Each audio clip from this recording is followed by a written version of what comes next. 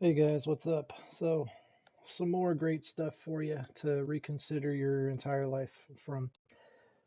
One of the first books I showed you was Shakespeare, Creator of Freemasonry by Alfred Dodd. And however, that book was written before Alfred Dodd had a solid understanding of Francis Bacon, being the actual author of Shakespeare's plays. So the whole book kind of implies that Bacon is the founder of Freemasonry.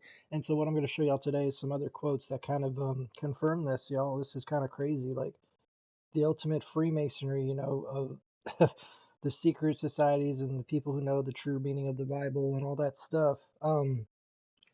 Could be this guy, Francis Bacon. Nikolai calls Bacon as the founder of modern, founder of Freemasonry, right there, right here. Many scholars who have brought great learning to bear upon the point, both in England and in Germany, Mr. Wigston especially, are assured that the founder of Freemasonry was Francis Bacon. Okay. The fraternity may indeed be said to rest on the New Atlantis as its foundation, that book that Francis Bacon wrote.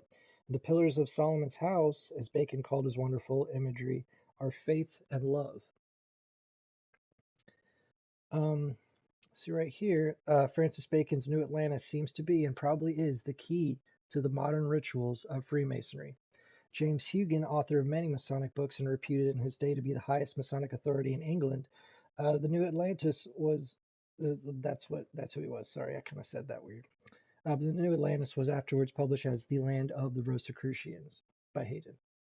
That's cool. Here's a famous Shakespeare quote unquote monument at Westminster Abbey. Westminster Abbey. You can see his legs are crossed and he's pointing to a document here. And so the crossed legs signify the cross, as in the rosy cross, Rosicrucians. So that's part of the symbolism in this. And he's pointing to the word temples, and actually the solemn temples, which is basically the Solomon's temple, um, designed by Hiram Abiff in the Bible. Okay, it's very interesting. The Masons are kind of obsessed with rebuilding the Solomon Temple of the soul, not just obviously literally. It's all metaphorical of your spiritual progress in life. Um, the Shakespeare plays are the author's embodied spiritual and philosophic teachings in art form, and enunciate the ethical concepts of Freemasonry and its pyramidical structure of ascending degrees from a craft base. Francis Bacon wrote these pregnant words openly regarding the application of his principles, the new organ of interpretation, to metaphysics in action.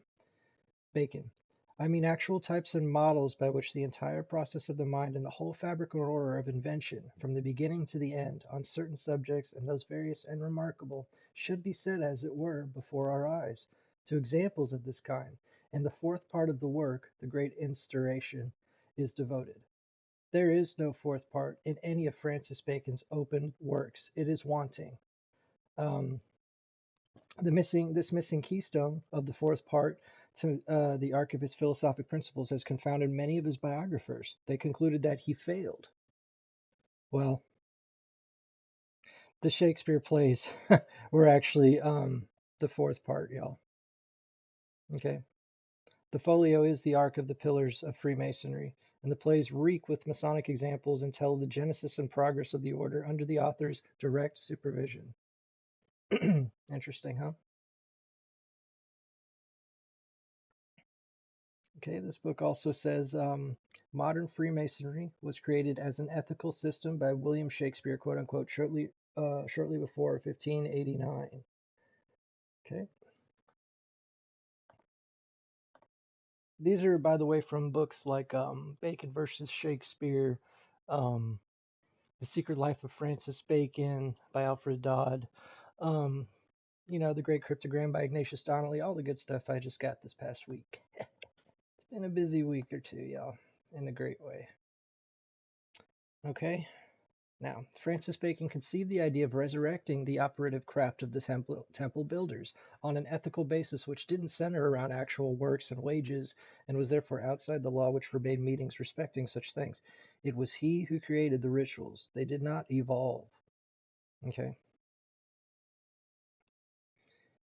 The Freemasons who were admitted to the highest degree, the 33rd, have always been entrusted with Bacon's secrets. 33 spells in cipher. Bacon. Bacon equals 33 in the cipher. And I'm at present time endeavoring to persuade them to reveal Bacon's secrets, at least so far as concerns the authorship of the Shakespeare plays. And that's Sir E. Durning Lawrence. Okay, so he's saying all the high up Freemasons already know this stuff. Okay, and us normal people have to just catch up by reading books. Okay, this is some other people talking about Bacon's form of ciphers. He employed a number of writers decoding messages for the Earl of Essex. He prepared a work on ciphers when in France, which he published. And whoever would understand Lord Bacon's cipher, let him consult the fairest and most correct edition of this book. um, they declared that Major Stevenson, Colonel Fabian, and General Cartier, responsible heads of the French and American Secret Service, declared that the biliteral cipher discovered in Francis Bacon's work is genuine. Okay. All right, here's what Bacon says. My ends are only to make the world my heir, and the learned fathers of my Solomon's house, the Illuminati of Rosicrucian Masonry, the successive and sworn trustees in the dispensation of this great service for God's glory. Yeah, he had a spiritual mission in his mind.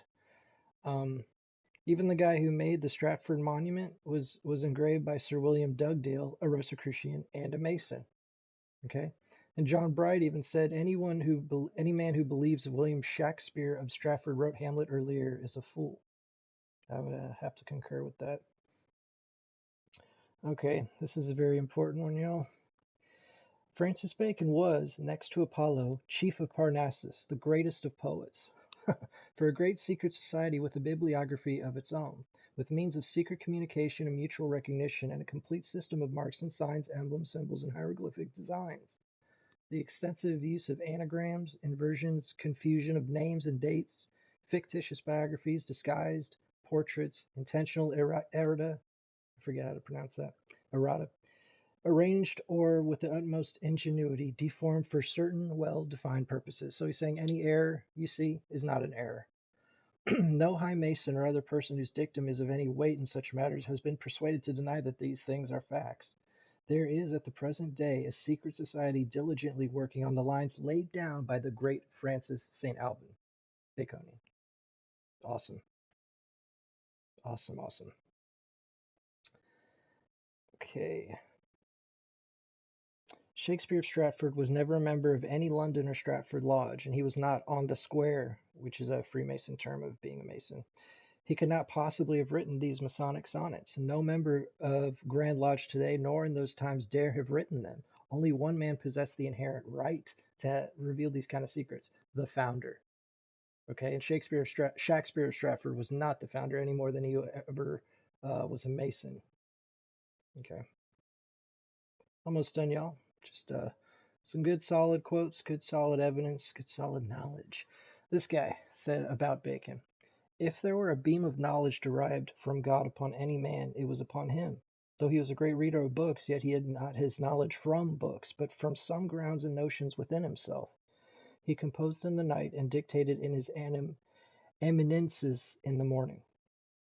Bacon says, I'm not raising a capital or a pyramid to the pride of man, but laying a foundation in the human understanding for a holy temple after the model of the world. But well may the Muses, sweet above all things else, whose sacred symbols I bear, smitten with violent love, first receive with favor. Sacred symbols, okay. All right, and Francis Bacon's proud boast to future ages. I have held up a light in the obscurity of philosophy, which will be seen centuries after I'm dead. It will be seen amid the erections of temples, tombs, theaters, foundations of orders, and fraternities for nobility and obedience. The establishing of good laws as an example to the world. That's a bunch of secret societies. So worthy a fellow, where's our Shakespeare? A worthy fellow is a common term for a fellow Mason. And worthy means like you're high up, not just a normal fellow. And of course, Nikolai says again, the objects of the elder Freemasons was to build Lord Bacon's imagery temple of Solomon. Okay, y'all, this is the last one. I hope this is enough evidence for y'all to think about it. In his younger days at Gray's Inn, Francis Bacon was the moving spirit of the Order of the Helmet, an invisible knighthood dedicated to Pallas Athene, the shaker of the spear of knowledge at the serpent of ignorance. Okay, so Pallas Athene was Bacon's uh, basically his muse ever since he was a kid. He admired the archetype, you could say, of Pallas Athene, and she is literally the shaker of the spear. So his alter ego is Shakespeare. He's he uses her for, or quote unquote her, as an archetype to get these emotions out. Okay, and he would frequent the theater a lot. He knows about stuff. Aubrey even says, I mentioned before, Aubrey tells us that he was a good poet but concealed. Okay, and Bacon himself ends his letter by saying to be good to concealed poets. I mean, it's all there, y'all. We're just catching up 400 years after it happened, like Bacon said we would. Okay, but yeah, don't know what else to say because it's pretty self-explanatory. So y'all just y'all ponder that for a little bit. Take it easy.